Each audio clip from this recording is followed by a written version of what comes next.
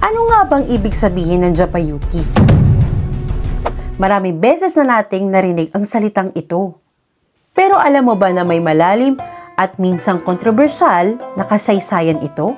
Noong araw, ginagamit ito bilang negative slang para sa mga foreign women, lalo na mga Pilipina na nagtatrabaho sa Japan. Galante ang mga Hapon! Lalo na pag na-Phil Collins nila kayo, oy. Ang mga datong, ang mga anda, gibsong ng gibsong! Especially sa entertainment industry. Pero ngayon, may mas malawak at mas inclusive na kahulugan na ito. Nagsimula ito noong 1960s nang pumunta ang mga Filipino musicians sa Japan para mag-perform.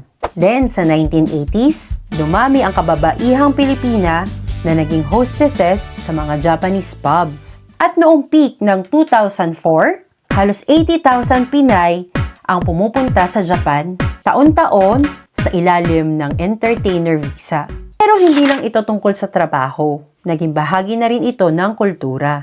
Maraming Japanese ang nagpakasal sa mga Filipina. Nagkaroon ng koneksyon, hindi lang transaksyon. Kaya ngayon, Japayuki is being reclaimed. Hindi lang siya tungkol sa entertainment.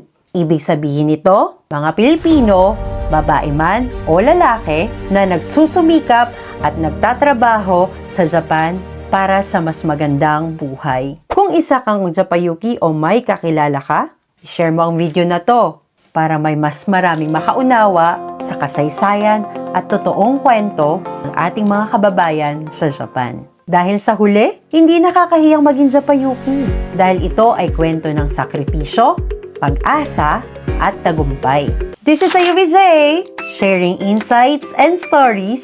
Let's explore how their courage crafts a hopeful path, honoring dreams and sacrifices in a new land.